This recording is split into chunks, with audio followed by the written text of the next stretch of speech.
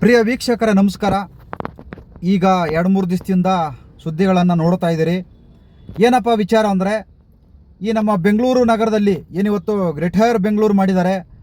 ಆ ಗ್ರೇಟರ್ ಬೆಂಗಳೂರು ಮಾಡಿರೋದಕ್ಕೆ ಆ ಗ್ರೇಟರ್ ಬೆಂಗಳೂರು ಅಧಿಕಾರಿಗಳು ಇವತ್ತು ಎಲ್ಲೆಲ್ಲಿ ಅಕ್ರಮವಾಗಿ ಮನೆಗಳನ್ನು ಕಟ್ಕೊಂಡಿದ್ದಾರೋ ಆ ಮನೆಗಳನ್ನು ಗ್ರೇಟರ್ ಬೆಂಗಳೂರು ಅಧಿಕಾರಿಗಳು ಹೊಡಿತಾ ಇದ್ದಾರೆ. ಯಾಕಂದರೆ ಅವ್ರ ಕೆಲಸನೇ ಅದು ಮಾಡಲೇಬೇಕು, ಅವರ ಕೆಲಸ ಮಾಡ್ತಾ ಇದ್ದಾರೆ. ಆದರೆ ಇಲ್ಲಿ ಬೆಂಗಳೂರಲ್ಲಿ ಪವರ್ ಇದೆ, ಅಧಿಕಾರ ಇದೆ, ಇದ್ರೂ ಕೂಡ ಇವತ್ತು ಸರ್ಕಾರಗಳು ಏನು ಮಾಡೋಕ್ಕಾಗ್ತಾ ಇಲ್ಲ. ಸರ್ಕಾರ ಏನು ಮಾಡೋಕ್ಕಾಗ್ತಾ ಇಲ್ಲ ಇವತ್ತು. ಯಾಕಪ್ಪ ಅಂದರೆ ಇವತ್ತು ವೇಣುಗೋಪಾಲ್ ರಾವ್ ಇದ್ದಾರಲ್ಲ, ಅವರು ನಮ್ಮ ರಾಜ್ಯಕ್ಕೆ ಮುಖ್ಯಮಂತ್ರಿನೂ ಅಲ್ಲ, ಉಪಮುಖ್ಯಮಂತ್ರಿನೂ ಅಲ್ಲ, ಕಂದಾಯ ಸಚಿವರನೂ ಅಲ್ಲ, ಏನೂ ಅಲ್ಲ. ಆದರೆ ಅಧಿಕಾರನ ಯಾವ ರೀತಿ ಚಲಾಯಿಸ್ತಾ ಇದ್ದಾರೆ. ಅವರು ರಾಜ್ಯದವರಿಗೆ ಇಲ್ಲಿ ಬೆಂಗಳೂರಲ್ಲಿ ಕಷ್ಟ ಆಗಿರೋದಕ್ಕೆ ಇಲ್ಲಿ ಬಂದು ರಿಕ್ವೆಸ್ಟ್ ಮಾಡ್ಕೊಂಡು ನಮ್ಮ ಜನಗಳಿಗೆ ಜಾಗ ಬೇಕು, ಇಲ್ಲಿ ಅದು ಅಷ್ಟು ವರ್ಷದಿಂದ ಇದ್ದಾರೆ, ಇಷ್ಟು ವರ್ಷದಿಂದ ಅಂತ ಹೇಳ್ಬಿಟ್ಟು ಅವ್ರನ್ನ ಕಾಪಾಡೋಕ್ಕೆ ಆ ರಾಜ್ಯದಿಂದ ಬಂದಿದ್ದಾರೆ. ನೋಡಿ ಎಷ್ಟು ಅದ್ಭುತವಾದ ನಾಯಕರಲ್ವಾ.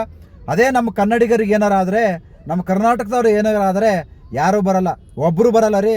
ಅಕಸ್ಮಾತ್ ನಮ್ಮ ಕನ್ನಡಿಗರಿಗೆ ಇಲ್ಲ ತಮಿಳ್ನಾಡಲ್ಲೋ ಇಲ್ಲ ಕೇರಳದಲ್ಲೋ ಏನಾರ ಆದರೆ ಯಾರೂ ಬರಲ್ಲ. ಏನಂತಾರಪ್ಪ ಅಂದರೆ, ನಾವೇನು ಅಲ್ಲಿಗೆ ಹೋಗಕ್ಕೆ ಹೇಳಿದ್ದು, ಅವ್ರನ್ನ ಅಲ್ಲಿಗೆ ಏನಾರು ಹೋಗಕ್ಕೆ ಹೇಳಿದ್ವಾ? ಅಲ್ಲಿಗೆ ಯಾರು ಹೋಗಕ್ಕೆ ಹೇಳಿದ್ದು? ಇಲ್ಲೇ ಇರಬೇಕಾಗಿತ್ತು, ನಮ್ಮ ಕರ್ನಾಟಕದಲ್ಲಿ ಜಾಗ ಇರಲಿಲ್ವಾ? ಈ ರೀತಿ ನಮ್ಮ ಕರ್ನಾಟಕದಲ್ಲಿ ಹೇಳ್ತಾರೆ. ಇದಕ್ಕೆ ಉದಾಹರಣೆ ಹೇಳ್ತೀನಿ, ಜಾಸ್ತಿ ದಿನ ಏನಾಗಿಲ್ಲ. ಉದಾಹರಣೆ ಯಾವುದಪ್ಪ ಅಂದರೆ, ಈಗ ಮೊನ್ನೆ ಇದಕ್ಕೆ ಹೋಗವ್ರೆ, ಓಂ ಶಕ್ತಿಗೆ ಹೋಗವ್ರೆ.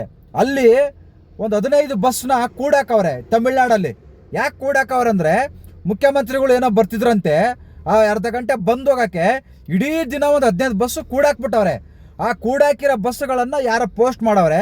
ಅಲ್ಲಿ ನಮ್ಮ ಕನ್ನಡಿಗರು ಏನೇನು ಕಮೆಂಟ್ ಮಾಡೋರು ಅಂದರೆ, ಏನು ನೋಡಬೇಕು, ಅಯ್ಯಪ್ಪ ಹೋಗಿರೋ ಸುತ್ತೋಗ್ಬಿಡ್ಬೇಕತ್ತಾಗೆ ಅಂತಂಥ ರೀತಿ ಕಮೆಂಟ್ ಮಾಡವ್ರೆ.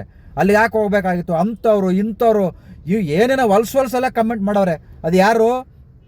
ತಮಿಳ್ನಾಡವರಲ್ಲ, ಕೇರಳದವರಲ್ಲ, ಆಂಧ್ರದವರಲ್ಲ, ನಮ್ಮ ಕನ್ನಡದವರನ್ನೇ. ಅಲ್ಲಿಗೆ ಯಾಕೆ ಹೋಗ್ಬೇಕಾಗಿತ್ತು ಅವರು? ಇಲ್ಲಿ ಯಾವ ದೇವರೇ ಇರಲಿಲ್ವಾ? ತಮಿಳ್ನಾಡಲ್ಲಿ ದೇವರೇ ಇರೋದು, ನಮ್ಮ ಕರ್ನಾಟಕದಲ್ಲಿ ದೇವರೇ ಇರಲಿಲ್ವಾ? ಇದು ಸತ್ಯ. ಆದರೆ ಬೇರೆ ಎಲ್ಲ ರೀತಿ ಕಮೆಂಟ್ ಮಾಡಿದ್ರಲ್ಲ, ಅದಂತೂ ಒಂದು ಚೂರು ಯಾರೂ ಕೂಡ ಸಪೋರ್ಟ್ ಮಾಡಿಲ್ಲ ಅವರಿಗೆ. ಅಲ್ಲೇ ಇರಬೇಕು, ಅವ್ರು ಬರಲೇಬಾರ್ದು ಅಂತೇಳಿ ಕಮೆಂಟ್ ಮಾಡಿದರು. ಅದರಿಂದ ನಮ್ಮ ಕರ್ನಾಟಕದವ್ರಿಗೆ ಅನ್ಯಾಯ ಆದರೆ, ಕನ್ನಡಿಗರ ಅನ್ಯಾಯ ಆದರೆ ಯಾರೂ ಬರಲ್ಲ. ಇಲ್ಲಿ ಕೆಲವು ಕನ್ನಡ ಪರ ಹೋರಾಟಗಾರರು ಮೌನವಾಗಿದ್ದಾರೆ. ಯಾಕೆ ಮೌನವಾಗಿದ್ದಾರೋ ಅಂತ ಅವರಿಗೆ ಗೊತ್ತಿಲ್ಲ, ಅದು ನಮಗೂ ಗೊತ್ತಿಲ್ಲ. ಯಾಕೆ ಮೌನವಾಗಿದ್ದಾರೆ, ಯಾಕೆ ಸುಮ್ಮನೆ ಇದ್ದಾರೆ ಅಂದರೆ ಇದು ಅವಶ್ಯಕತೆ ಇಲ್ಲ ಅನಿಸುತ್ತೆ ಅವರಿಗೆಲ್ಲ. ಇಲ್ಲಿ ಸರ್ಕಾರ ನಮ್ಮದೇ ಇದ್ದರೂ ಕೂಡ, ನಮ್ಮ ಕರ್ನಾಟಕದ ರಾಜಕೀಯ ನಾಯಕರಿದ್ದರೂ ಕೂಡ ಇವತ್ತು ನಮ್ಮ ಕರ್ನಾಟಕದ ಇವತ್ತು ಬೆಂಗಳೂರು ಇದೆಯಲ್ಲ, ಇದು ನಮ್ಮದು ಅನ್ನೋ ಸುಳ್ಳದು. ಕನ್ನಡಿಗರದು ಬೆಂಗಳೂರು ಅನ್ನೋದು ಅದು ಸುಳ್ಳು. ಯಾಕಂದರೆ ಬೆಂಗಳೂರನ್ನು ನಾವೇ ಕನ್ನಡಿಗರೇ, ಕರ್ನಾಟಕದವರನ್ನೇ ಬೇರೆ ರಾಜ್ಯದವರಿಗೆ ನಾವೇ ಅವರಿಗೆ ಜಾಗ ಕೊಡ್ತಾ ಇದ್ದೀವಿ. ನಮ್ಮ ಸರ್ಕಾರನೇ ಅವರಿಗೆ ಜಾಗ ಕೊಡ್ತಾ ಇದೆ. ಇವಾಗ ಆಲ್ರೆಡಿ ಬೆಂಗಳೂರಲ್ಲಿ ಸುಮಾರು 80% ಹೊರ ರಾಜ್ಯದವರಿದ್ದಾರೆ. 80ರಿಂದ 85% ಹೊರ ರಾಜ್ಯದವರು ಬೆಂಗಳೂರು, ಬರೀ ಕೇವಲ ಬೆಂಗಳೂರಲ್ಲಿದ್ದಾರೆ. ಇನ್ನು ಕರ್ನಾಟಕದಲ್ಲೇ ಹುಡುಕ್ಬಿಟ್ರೆ ಇನ್ನು ಅವರೇ ಜಾಸ್ತಿ ಆಗ್ಬಿಡ್ತಾರೆ. ಅದರಿಂದ ನಮ್ಮ ಬೆಂಗಳೂರು ಎಂಬ ಕರ್ನಾಟಕದ ರಾಜಧಾನಿ ಬೆಂಗಳೂರಲ್ಲಿ ಇವತ್ತು 80ರಿಂದ 85% ಹೊರ ರಾಜ್ಯದವರಿದ್ದಾರೆ. ಅದಕ್ಕೆ ಕಾರಣ ನಾವು ಆಯ್ಕೆ ಮಾಡ್ಕೊಂಡಿರ್ತಕ್ಕಂಥ ರಾಜಕಾರಣಿಗಳು, ಅದ್ರ ಜೊತೆಗೆ ನಾವು ಕನ್ನಡಿಗರು, ಸಂಘಟನೆಗಳು ಎಲ್ಲದರಲ್ಲಿ ಭಾಗ ಆಗಿದೆ.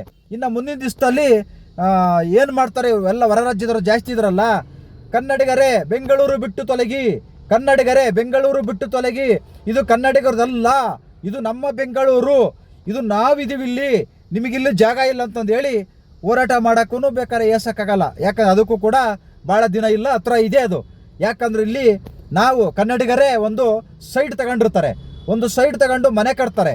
ಆ ಮನೆ ಕಟ್ಟಿ ಇನ್ನು ಅದು ಅವ್ರು ಯಾವುದೋ ಊರಿಗೆ ಹೋಗ್ತಾರೆ, ಹಳ್ಳಿಲಿ. ಇಲ್ಲಿ ಬೆಂಗಳೂರಿಗೆ ವಾಸ ಮಾಡೋಕ್ಕಾಗಲ್ಲ, ಅಯ್ಯೋ ಸಾಕಪ್ಪ ನಮಗೆ ಬೆಂಗಳೂರು ಅಂತ ಹೇಳ್ಬಿಟ್ಟು ಆ ಮನೆಯಲ್ಲಿ ಬಾಡಿಗೆ ಯಾರಿಗೆ ಕೊಡ್ತಾರೆ?